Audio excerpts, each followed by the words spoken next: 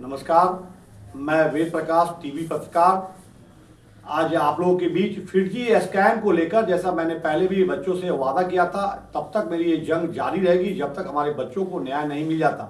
इसी क्रम को आगे बढ़ाते हुए मेरी चर्चा में इस बात पे जोर रहेगा कि कैसे अपने बच्चों को समय रखते हुए मैं उन्हें अब देखिए कि अब मार्च बीतने को है कि मेरे बच्चे कहाँ जाएंगे, इस बात पे मेरा आज विशेष फोकस रहेगा।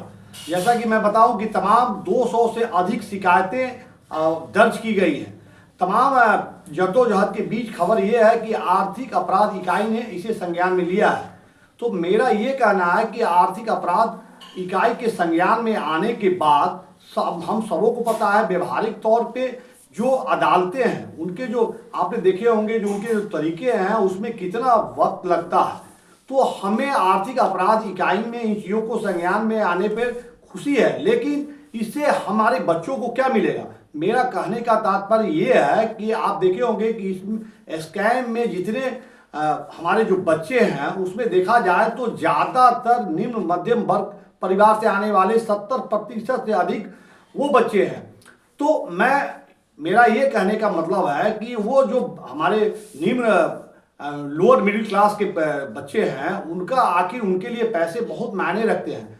तो कहने का मतलब ये है कि उनको समय रहते अगर पैसे उनके लौटा दिए जाते हैं तो उनको बहुत ही सहूलियत होगी। इसी बात को लेकर मेरा ये विशेष आग्रह होगा खासकर अपने प्रधानमंत्री जी से कि जैसा अब हमारे प्रधानमंत्री जी की ये छवि रही है देश दुनिया में कि देखा होगा कि आपने दो देशों का जब युद्ध हो रहा था तो तिरंगा को जैसे ही एक इंसान ने अपने हाथ में तिरंगा वो दिखाता है तो वहाँ पे ऐसा बताया जा रहा है कि कुछ देर के लिए लड़ाई थम सी जाती है।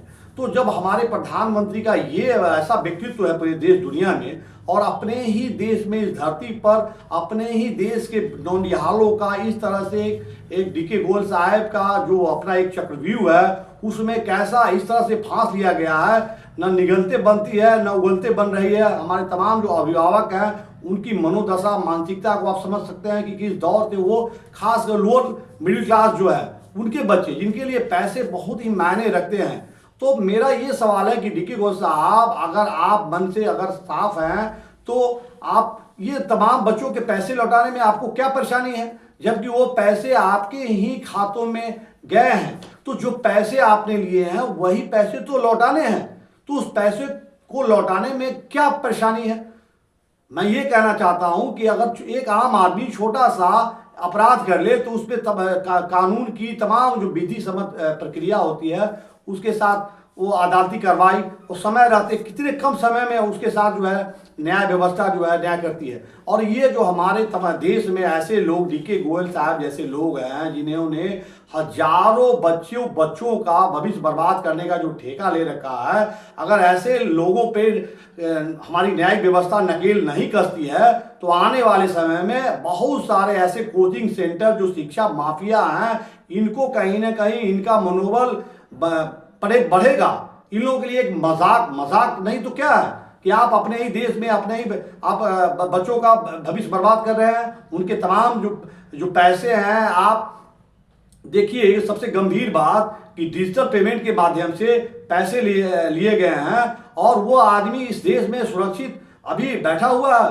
वो आदमी अभी उसको कानून के शिकंजों में अभी तक जकड़ लिया जाना चाहिए था। क्या विलंब हो रहा है? क्या डीके गोयल साहब आपकी अपराध कितनी संगीन अपराध है आप समझ सकते हैं? कितने बड़ा आपने अपराध किया है?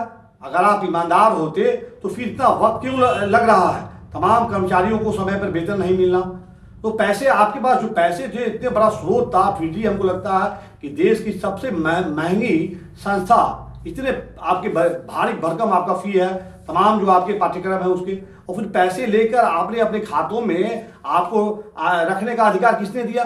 आप पर अभी तक मैं समझता हूँ इतने मुकदमे दर्ज होने के बाद भी आपकी पता नहीं कहाँ तक क्या पहुँच है, जो आप अभी सलाखों के पीछे नहीं हैं। अभी एक आम आदमी अगर ये इस तरह के अपराध अगर छोटा सा एक अपराध करता है सलाखों के पीछे उसे डाल दिया जाता है। और मैं भारत सरकार से मेरा ये अनुरोध है कि ऐसे लोगों पे समय रहते हुए सख्त कार्रवाई होनी चाहिए ताकि ये देश और दुनिया के लिए एक नज़ीर हो। खासकर शिक्षा जैसी व्यवस्था को इस तरह के लोग चौपट करने वाले आखिर क्या उदाहरण देना चाहते हैं? अगर ऐसे लोगों को सख्ती से अगर इन पे मुकदमे होने के बाद भी अगर ये पकड़ से बाहर है, तो मैं समझता हूँ इससे गंभीर बात क्या हो सकती है।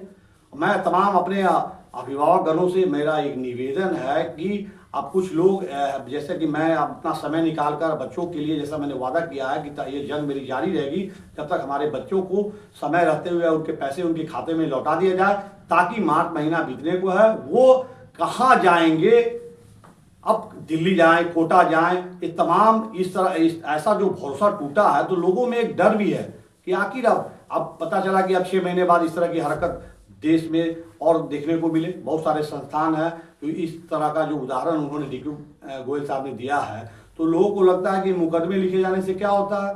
आपने देखा होगा सहारनपुर को क्या हुआ था, वहाँ पे छोटे छोटे गुब्बारे बेचने वाले और छोटे छोटे परचून की दुकान चलाने वाले जिनके सपने तोड़े गए, भरोसा तोड़ा गया, क्या उनके पैसे आज तक उनको मिले हैं क्या?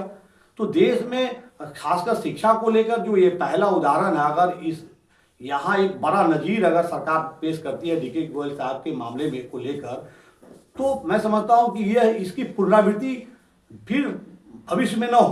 तो मेरा ये कहना है कि जैसा कुछ अभिभावक है, मैंने कई सारे वीडियो में बताया है कि उनको इस बात को लेकर परेशानी है कि मैं इन वीडियो को देखूंगा तो ये अब मुझे फायदा हो जाएगा, लाभ हो जाएगा। अरे भाई, कोई समाचार चैनल आप देखते हैं तो आप समाचार चैनल वो है कि आपकी तमाम जो परेशानियां हैं उनको लेकर वो खबर संजीदा तौर पे रखते हैं ताकि आपकी समस्या का समाधान हो सके।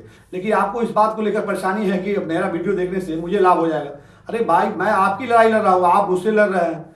आप अगर सभी लोग समूह में इतने संगठित होते तो ये देश में हालात ही नहीं होते। आपके अलग अलग होने, बिखरे होने का ही फायदा डीके गोयल जैसे लोग उठाते हैं। अब सभी लोग अगर समूह में आकर, मैं बार बार अनुरोध करता हूं कि पीएमओ से, जैसा कि मैंने खुद गुहार लगाई है, मुझे जवाब भी आए हैं। मैंने फिर उनको रिमाइंड दिया है कि समय रहते हुए अगर इन चीज़ों पे अगर सरकार अगर संजीदा होती तो ये नौबत ही नहीं आती। और मैं बार बार आपसे अनुरोध कर रहा हूं कि आप पीएमओ विंडो पे अपनी शिकायत जो है साझा तौर पे रखें, ताकि इनका समाधान समय रहते अगर हो जाए तो खासकर वो बच्चे जो मैंने बताया है 70% से अधिक बच्चे निम्न आय वर्ग से आते हैं, उनको समय रहते अगर ये आर्थिक सहयोग नहीं, उनके पैसे उनको नहीं मिलते हैं तो उनका भविष्य क्या होगा आप समझ सकते हैं। और मैं बार बार कहता हूं कि आप ये हर बात में आप उंगली करते हैं, हर बात में आप सवाल करते हैं। सब्जी लेने आते हैं तो आपको फ्री में धनिया चाहिए, है ना, 1 रुपया का 2 रुपये का आप बार्गेन करने से आप हिचक नहीं होती है आपको। यहाँ मैं आपके लिए समय अपना दे रहा हूँ तो आपका सवाल यह है कि मुझे लाभ हो जाएगा। अरे भैया, एक लाइक और कमेंट शेयर कर देने से साझा तौर पे देश की आज़ादी में भी तमाम लोग, कुछ लोग थे वहाँ, उनको भी संदेह और सवाल था कि भाई भगत सिंह हो, गांधी जी हो, नेहरू जी हो, इनको क्या ये भविष्य के प्रधानमंत्री बन जाएंगे? तो क्या आपको गुलामी ही पसंद है? इसी का फायदा डीके गोयल जैसे लोग लेते हैं। मैं बार बार अनुरोध कर रहा हूं, अगले वीडियो में मेरे सवाल तल्ख होंगे सरकार से भी, सत्ता से और अपनी न्यायिक व्यवस्था से। और मैं चाहता हूं कि मैं आप लोगों से सादर मेरा अनुरोध है तमाम अभिभावक से, इस वीडियो को एक बार देखें और अपना सहयोग अगर आप देंगे, मैं सकारात्मक सहयोग की आपसे अपेक्षा रखता हूं। और हाथ जोड़कर आपसे गुजारिश है कि जो सवाल जितनी तत्परता से आप मुझसे करते हैं, यही सवाल अगर आप सरकार और डीके गोयल से करने की अगर हिमाकत करेंगे तो देश में ये हालात नहीं होंगे। भाई साहब, मैं बार बार आपसे गुजारिश करता हूं कि आप आए, एक साथ इस मंच पर अपनी आवाज बुलंद करें और बुलंद आवाज में हमें सवाल, आप फिर कहता हूं, मैं डीके गोयल साहब से तब तक पूछूंगा जब तक मेरे बच्चों के पैसे खाते में नहीं आते हैं। मेरा वादा है, मैं हर रोज एक वीडियो करूंगा और तमाम पत्रकार बिरादरी को मैं इस मंच पे लाकर अपने सवाल को मैं वो मजबूती से, मैं देश के आदरणीय प्रधानमंत्री से मेरी ये उम्मीद है कि जरूर उनके कानों तक ये आवाज़ अगर आती है तो जो बच्चों से, वो आपने देखा होगा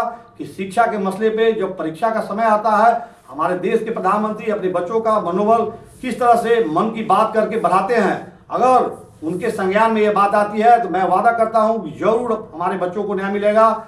और अपना सहयोग आप दें, सवाल की जगह सहयोग की अगर भावना रहेगी समाधान होगा। धन्यवाद।